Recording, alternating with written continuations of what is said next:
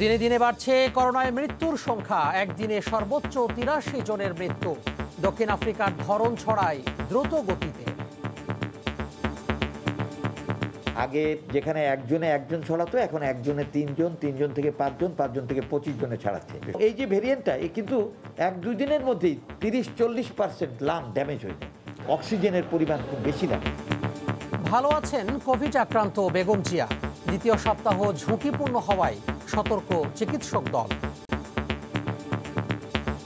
আমরা যদি কোনোভাবে দেখতে পাই, বুঝতে পারি যে ওনার তাৎক্ষণিক কোনো বিশেষভাবে কোনো ব্যবস্থা নেওয়া দরকার, সেই ব্যবস্থা আমরা তাৎক্ষণিকভাবে নেব। দেখছিলেন প্রধান শিরোনাম। সন্ধ্যার সময় সঙ্গে আছি আমি তোহা খান তামিম। এবার অন্যান্য শীর্ষ সংবাদ। 14 এপ্রিল থেকে সর্বাত্মক লকডাউনে সীমিত পরিসরে চলবে বাজার, রেস্টুরেন্ট, বন্ধ গণপরিবহন। সচল থাকবে শিল্প কারখানা, ব্যক্তিগত গাড়িতে রাজধানী ছাড়ার হিড়িক। রমজানে নিত্য প্রয়োজনীয় পণ্যের দাম নির্ধারণ। পেঁয়াজ 40, চিনি 67 এবং সয়াবিন তেল বিক্রি হবে সর্বোচ্চ 139 টাকায়। বেঁধে দেয়া হলো এলপিজির দামও। এবং বৈশাখীর ফুল ভাসিয়ে খাগড়াছড়িতে করোনা মুক্তির প্রার্থনা। সংক্রমণ বাড়ায় বান্দরবানে সাংগ্রাই উৎসব বাতিল, হবে না চারুকলার মঙ্গল শোভাযাত্রাও।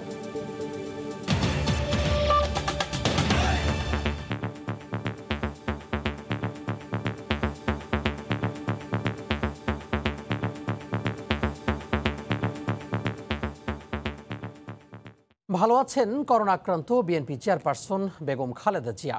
তার স্বাস্থ্য পরীক্ষা শেষে 4 সদস্যের চিকিৎসক দল একথা জানান। তারা বলেন, প্রতি 48 ঘন্টা পর পর তার স্বাস্থ্য পরীক্ষা করা হবে। বিএনপি নেত্রীর চিকিৎসার বিষয়ে দেশি বিদেশি অভিজ্ঞ চিকিৎসকদের সঙ্গে যোগাযোগ রাখা হচ্ছে বলেও জানান তারা। বিএনপি চেয়ারপারসন বেগম খালেদা জিয়ার করোনা আক্রান্তের দ্বিতীয় দিনে তার শারীরিক পরীক্ষা নিরীক্ষা করেছেন চিকিৎসকরা। সোমবার বিকেল 4:45টার দিকে অধ্যাপক ডাক্তার FM সিদ্দিকীর নেতৃত্বে 4 সদস্যের চিকিৎসক প্রতিনিধি দল তার বাসভবন ফিরোজায় যান। পর্যবেক্ষণ শেষে তার ব্যক্তিগত চিকিৎসকরা জানান, ভালো আছেন বেগম জিয়া। এখন পর্যন্ত ওনার কোনো টেম্পারেচার নাই, ওনার খাওয়ার রুচি ঠিক আছে, উনি ঘ্রাণ পাচ্ছেন, এমনকি স্বাভাবিক চলাফেরাটাও ওনার কোনো ব্যাহত হয়নি। তারা জানান, প্রতি 48 ঘন্টা পর পর তার স্বাস্থ্য পরীক্ষা করা হবে। পরীক্ষায় জটিলতা দেখলেই ভর্তি করা হবে হাসপাতালে। এভরি 48 আওয়ার্স ওনার বায়োকেমিক্যাল টেস্টগুলো করব, এবং আমরা যদি কোনোভাবে দেখতে পাই, বুঝতে পারি যে ওনার তাৎক্ষণিক কোনো বিশেষভাবে কোনো ব্যবস্থা নেওয়া দরকার, সেই ব্যবস্থা আমরা তাৎক্ষণিকভাবে নেব। চিকিৎসকরা আরও জানান, বিএনপি নেত্রীর চিকিৎসায় দেশি বিদেশি বিশেষজ্ঞদের সঙ্গে যোগাযোগ রাখা হচ্ছে। বাংলাদেশের, UK এবং আমেরিকা। জ্বর থাকায় শনিবার করোনা পরীক্ষা করান বিএনপি চেয়ারপারসন। রোববার পরীক্ষার রিপোর্ট আসে তার। বেগম জিয়া ছাড়া তার বাসার আরও 8 জনের দেহে করোনা ভাইরাস শনাক্ত হয়। সরকারি নির্বাহী আদেশে সাময়িক মুক্তি পাওয়ার পর 1 বছরেরও বেশি সময় ধরে বাসায় আছেন বিএনপি নেত্রী। আফজাল হোসেন, সময় সংবাদ, ঢাকা। দেশে করোনায় আক্রান্ত ও মৃত্যুর রেকর্ড ভাঙছে প্রায় প্রতিদিনই। সোমবার দুপুর পর্যন্ত 24 ঘন্টায় মারা গেছেন সর্বোচ্চ 83 জন। এ সময়ে প্রায় 35,000 নমুনা পরীক্ষায় রোগী শনাক্ত হয়েছে 7,201 জন। এদিকে আক্রান্তদের দক্ষিণ আফ্রিকার ধরন অন্যদের মধ্যে দ্রুত ছড়াচ্ছে বলে জানালেন হাসপাতাল সংশ্লিষ্টরা। নতুন এ ধরন দুটি 2-1 দিনের মধ্যেই ক্ষতিগ্রস্ত করছে ফুসফুসের 30 থেকে 40%। দেশে কোভিড প্রাণহানিতে আবারও নতুন রেকর্ড। সোমবার স্বাস্থ্য অধিদপ্তর জানায়, সবশেষ 24 ঘন্টায় প্রাণ হারান 83 জন। করোনা আক্রান্ত হয়ে একদিনে এত মৃত্যু আর কখনো দেখেনি বাংলাদেশ। টানা 2 দিন 5,000-এর ঘরে থাকলেও শনাক্ত আবারও ছাড়ালো 7,000। সবশেষ 24 ঘন্টায় আক্রান্ত শনাক্ত হন 7,201 জন। প্রতি 100 জনের নমুনা পরীক্ষায় কোভিড-19-এর উপস্থিতি মেলে 21 জনের দেহে। দেশে করোনার ঊর্ধ্বগতি চাপ বাড়াচ্ছে হাসপাতালগুলোতেও। ফাঁকা নেই আইসিইউ, অনেক হাসপাতালে সক্ষমতার চেয়েও বেশি ভর্তি রোগী। তাই আক্রান্তদের নিয়ে অসহায় স্বজনদের ছোটাছুটি এখন নিয়মিত চিত্র। অক্সিজেনের এটা বেশি আপ ডাউন করতেছে।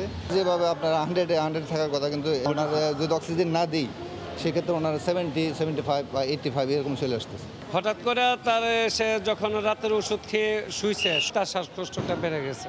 তার অক্সিজেনের মাত্রা হচ্ছে ৭৭। এখানে মাত্রা আনার উদ্দেশ্য হলো আগে অক্সিজেনটা দিয়ে তাকে আগে একটু সুস্থ করি, তারপরে এখানে যে ট্রিটমেন্ট দেয় ট্রিটমেন্ট আমরা চিকিৎসা করবো। বর্তমানে দেশে করোনার প্রকোপ বাড়ার পেছনে শঙ্কা জাগাচ্ছে দক্ষিণ আফ্রিকার ধরন। বিশেষজ্ঞ চিকিৎসকরা বলছেন নতুন এই ধরনটি ছড়াচ্ছে দ্রুত, ২-১ দিনের মধ্যেই ক্ষতিগ্রস্ত করছে ফুসফুস সহ বিভিন্ন অঙ্গ। আগে যেখানে একজনে একজন ছড়াতো, এখন একজনে তিনজন, তিনজন থেকে পাঁচজন, পাঁচজন থেকে ২৫ জনে ছড়াচ্ছে।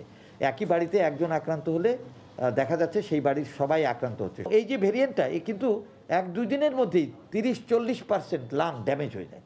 অক্সিজেনের পরিমাণ খুব বেশি লাগে। সংক্রমণের হ্রাস কমাতে সচেতনতার বিকল্প নেই বলছেন বিশেষজ্ঞরা। ফারুক ভূঁইয়া, রবিন, সময় সংবাদ, ঢাকা।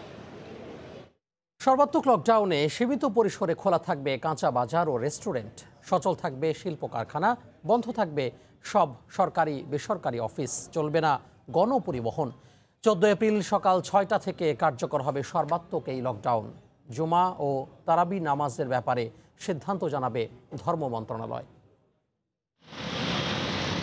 ৪ এপ্রিল থেকে চলছে সরকারের ১১ দফার নিষেধাজ্ঞা। তবে পরে সেটা শিথিল করে চালু করা হয় গণপরিবহন, খুলে দেয়া হয় শপিং মল, দোকানপাট। নিষেধাজ্ঞা থাকে শুধু দূরপাল্লার বাসে।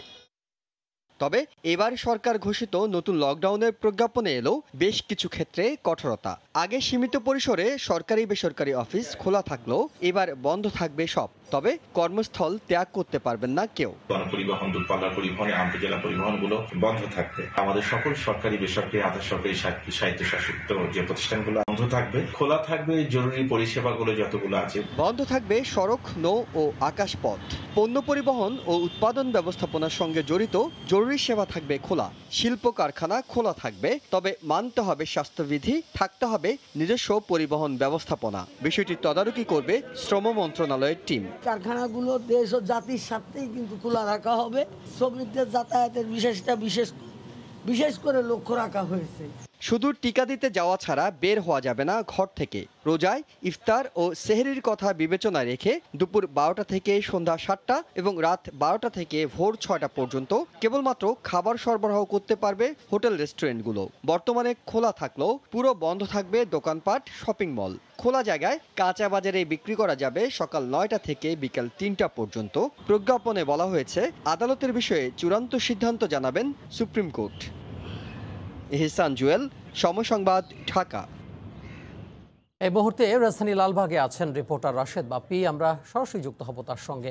বাপ্পি, তবে আপনি জানেন করোনার সংক্রমণ, এই যে ক্রমবর্ধমান সংক্রমণ, সেই সংক্রমণ রুখে দিতে আগামী ১৪ এপ্রিল থেকে সারা দেশে একযোগে শুরু হতে যাচ্ছে সর্বাত্মক লকডাউন। কিন্তু এখনকার যে সময়টা সেটিও কিন্তু সরকারের কঠোর বিধিনিষেধের মধ্যে, এবং সেই বিধিনিষেধের অন্যতম একটি ধারা হচ্ছে সন্ধ্যা ৬টা থেকে সকাল ৬টা পর্যন্ত সবাই ঘরের ভেতরেই থাকবেন, বিনা প্রয়োজনে, অতি জরুরি প্রয়োজন ছাড়া কেউ বাইরে আসবেন না। কিন্তু ঠিক এই মুহূর্তে আমরা রয়েছি রাজধানীর লালবাগ এলাকায়। কিন্তু এখানে এসে আমরা যেমনটা দেখছি যে সাধারণ মানুষ অনেকটা আমিজি একটা মন নিয়ে কিন্তু তারা বিভিন্ন স্পটে বা বিভিন্ন জায়গায় দাঁড়িয়ে তারা কিন্তু গল্প করছেন। অর্থাৎ সাধারণ মানুষের মধ্যে কিন্তু করোনা বিষয়ে যে সচেতনতা থাকা দরকার ছিল সেটি আমরা দেখতে পাচ্ছি না। যদিও তামিম, আপনি জানেন যে আজ কিন্তু করোনার গত ২৪ ঘন্টায় সর্বোচ্চ মৃত্যুর রেকর্ড হয়েছে, অর্থাৎ ৮৩ জনের মৃত্যু হয়েছে। এক্ষেত্রে শনাক্ত হয়েছেন ৭,২০১ জন। কিন্তু এত বড় ঘটনা বা দিনের পর দিন সংক্রমণের হার বেড়ে যাওয়া, মৃত্যুর সংখ্যা বেড়ে যাওয়া, কিন্তু সাধারণ মানুষের মধ্যে যে বোধোদয়টুকু হওয়া উচিত ছিল সেটি কিন্তু আমরা দেখতে পাচ্ছি না। যদিও আমরা রাজধানীর যে মার্কেটগুলো রয়েছে সেই মার্কেটগুলোতে ঘুরেছি, দেখেছি, কিন্তু সেই অধিকাংশ মার্কেটে কিন্তু বিকেল ৫টা বা ৫:৩০টার পরে দেখেছি আমরা সেটি কিন্তু বন্ধ করে দেওয়া হয়েছে। অর্থাৎ মার্কেট কেন্দ্রিক যে বিষয়টি ছিল বিধিনিষেধ, অর্থাৎ সকাল ৯টা থেকে বিকেল ৫টা পর্যন্ত মার্কেট খোলা থাকবে, সেটি কিন্তু আমরা দেখেছি আজকে মেনে চলা হয়েছে। কিন্তু সাধারণ মানুষের মধ্যে যে বাইরে না বের হওয়ার যে প্রবণতা সেটি কিন্তু বন্ধ হয়নি। অর্থাৎ তারা বাইরে বের হচ্ছেন এবং যে যার মতো করে ঘুরে বেড়াচ্ছেন, গল্প করছেন। অর্থাৎ সংক্রমণ রুখে দেওয়ার জন্য সাধারণ মানুষের ঘরে থাকার যে বিষয়টি সেটি আমরা দেখতে পাচ্ছি না। তবে আরেকটি বিষয় জানিয়ে রাখতে চাই তামিম, যে সংক্রমণের এই পর্যায়ে এসে আমরা দেখেছি যে যখন আর একদিন পরে, অর্থাৎ 14 এপ্রিল সারা দেশে একযোগে সর্বাত্মক লকডাউন হতে যাচ্ছে, সেখানে এসে আমরা দেখেছি যে অনেকেই কিন্তু ঢাকা ছেড়ে চলে যাচ্ছে। সেটি কিন্তু আমরা দেখেছি সকালে যেমনটা ছিল বিকল্প পরিবহন অর্থাৎ প্রাইভেট কার অথবা অন্যান্য যানবাহনের মাধ্যমে, এমনকি অ্যাম্বুলেন্সের মাধ্যমে ঢাকা ছাড়ার যে একটি হিড়িক পড়েছিল সেটি কিন্তু আমরা বিকেলেও দেখেছি। রাজধানীর গাবতলী থেকে শুরু করে সায়দাবাদ বা অন্য অন্য জায়গাগুলো থেকে ঢাকা ছেড়ে অনেকেই চলে যাচ্ছেন গ্রামের বাড়ির উদ্দেশ্যে। তামিম, এই ছিল আমার কাছে রাজধানীর আজিমপুর থেকে সবশেষ খবর। তামিম। আজিমপুর থেকে যুক্ত হয়েছিলেন সহকর্মী রাশেদ বাপ্পি। ঈদে বাড়ি ফেরার মতো অবস্থা সড়ক মহাসড়কে। দূরপাল্লার বাস না চললেও যে যেভাবে পারছেন ছাড়ছেন ঢাকা। এই সুযোগে প্রাইভেট কার ও মাইক্রোবাসে দেদারসে যাত্রী পরিবহন চলছে বাড়তি ভাড়ায়। সেলিম আহমেদের ছবিতে রিপোর্ট আতিকুর রহমান তমালের।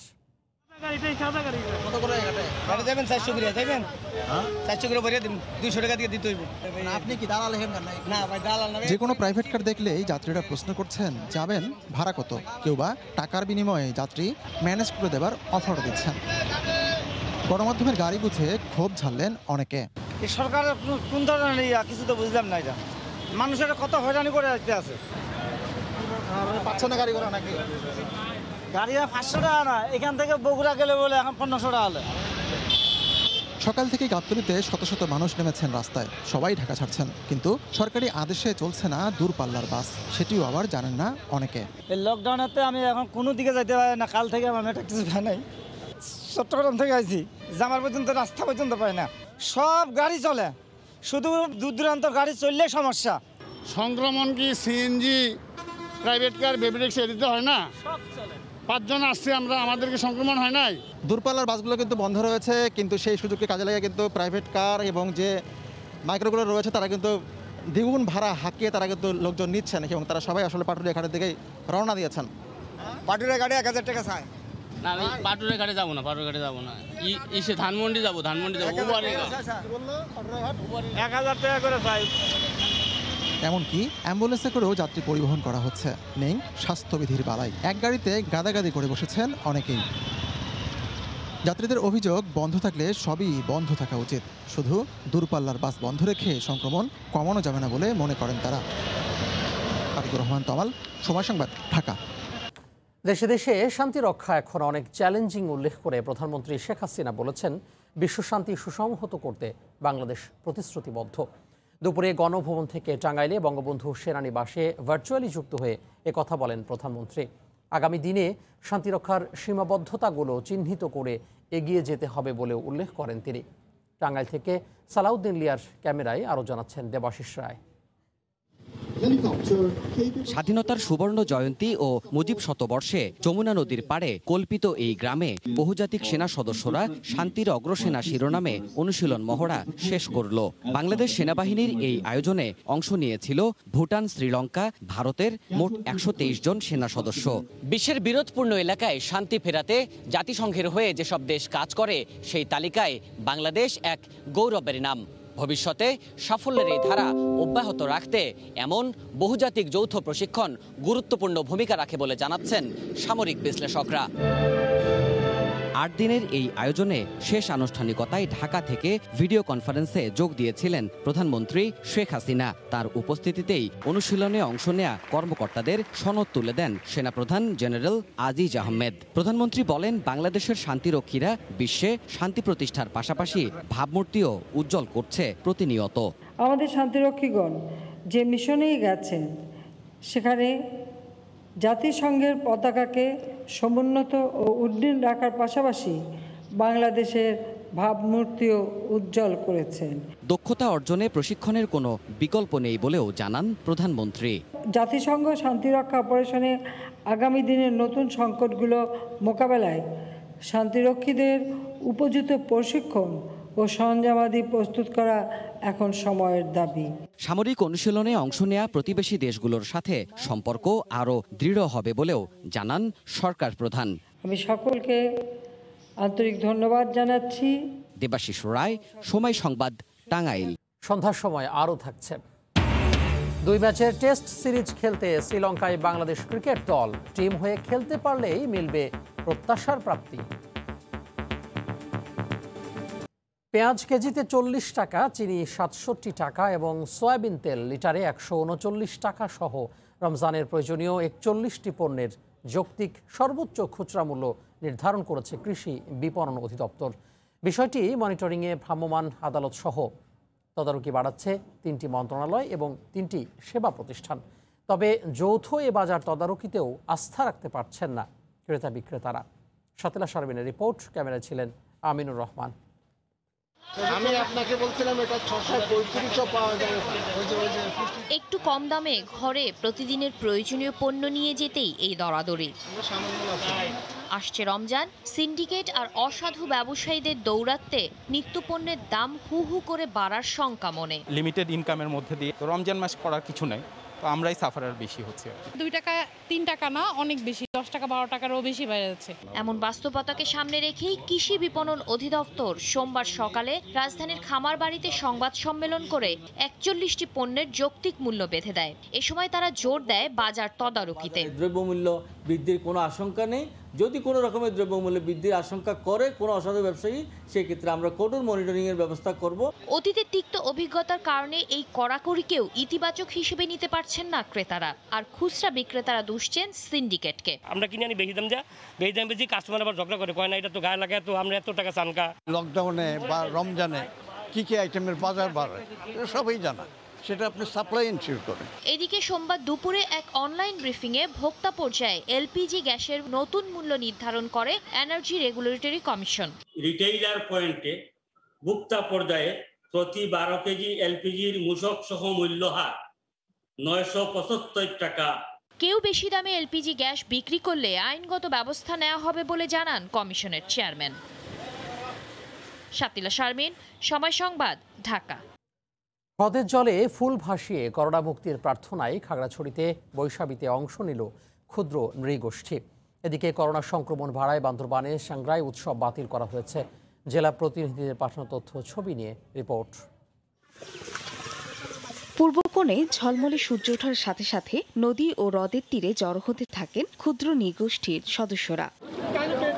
খাগড়াছড়ি চেঙ্গি নদীর জলে ফুল ভাসিয়ে পরিবার ও জাতির জন্য মঙ্গল কামনা করেন মারমারা। বেলা বাড়ার সাথে সাথে নদী তীরে ঢল নামে মানুষের। 3 দিনের উৎসবের প্রথম দিনে এই আনুষ্ঠানিকতাকে বলা হয় ফুল বিজু। তবে অন্যবার ঐতিহ্যবাহী খেলাধুলা সহ সপ্তাহব্যাপী নানা আয়োজন থাকলেও এবার করোনার কারণে তেমন কর্মসূচি নেই। সকালবেলায় উঠে আমরা ফুল সংগ্রহ করি,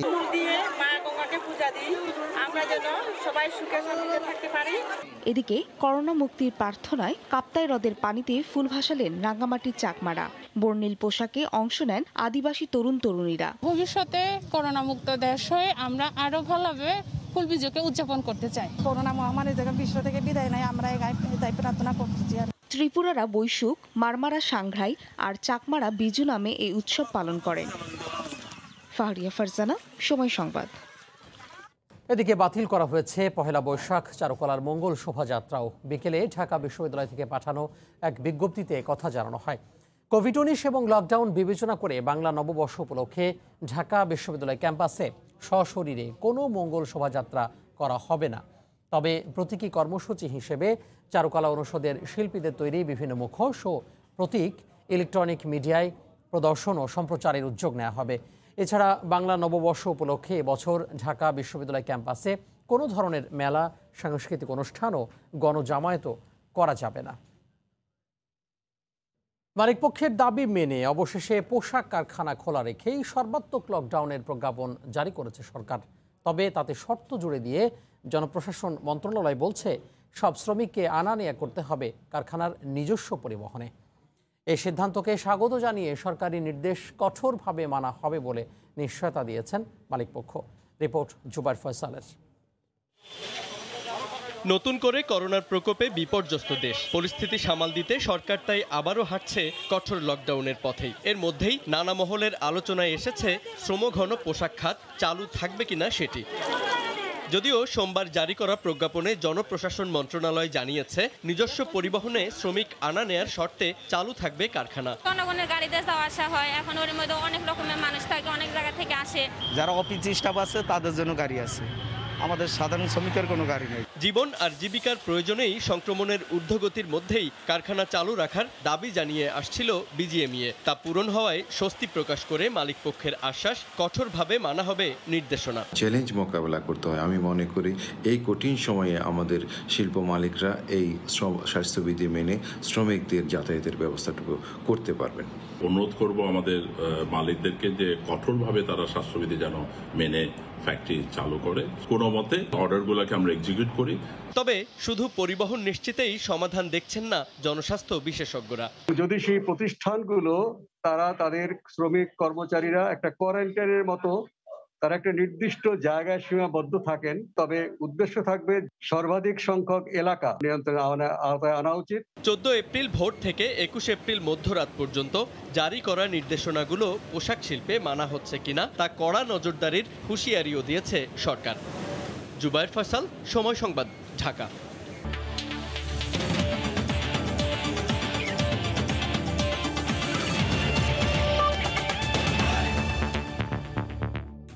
দুই ম্যাচের টেস্ট সিরিজ খেলতে শ্রীলঙ্কা পৌঁছেছে বাংলাদেশ জাতীয় ক্রিকেট দল। 2017 সালের পর শ্রীলঙ্কার মাটিতে টেস্ট সিরিজ খেলবে টাইগাররা। সর্বশেষ সিরিজে টেস্টে জয়ের সুখ স্মৃতি আছে বাংলাদেশের। সম্প্রতি আন্তর্জাতিক ক্রিকেটে বাজে সময় পার করছে টাইগাররা। এবারের সিরিজে ঘুরে দাঁড়ানোর প্রত্যয় মুমিনুলের দলের। ক্যান্ডিতে 21 এপ্রিল সিরিজের প্রথম ও একই ভেন্যুতে 29 এপ্রিল দ্বিতীয় এবং শেষ টেস্টে মুখোমুখি হবে বাংলাদেশ ও শ্রীলঙ্কা ক্রিকেট দল। প্রস্তুতি ম্যাচে শ্রীলঙ্কা কোনো দল না দেয়া 21 সদস্যের স্কোয়াড নিয়ে গেছে বাংলাদেশ। পরে 16 সদস্যের চূড়ান্ত দল ঘোষণা করবে বিসিবি।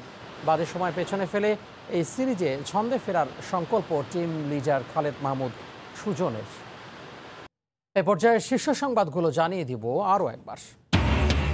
দেশে একদিনে সর্বোচ্চ 83 জনের মৃত্যু। 14 এপ্রিল থেকে সর্বাত্মক লকডাউনে সীমিত পরিসরে চলবে বাজার, রেস্টুরেন্ট, বন্ধ গণপরিবহন। করোনা আক্রান্ত বেগম জিয়া ভালো আছেন। গুলশানের বাসায় 4 সদস্যের চিকিৎসক দল। 48 ঘন্টা পর পর স্বাস্থ্য পরীক্ষা করা হবে। এই ছিল সন্ধ্যার সময়। সঙ্গে থাকুন সময়।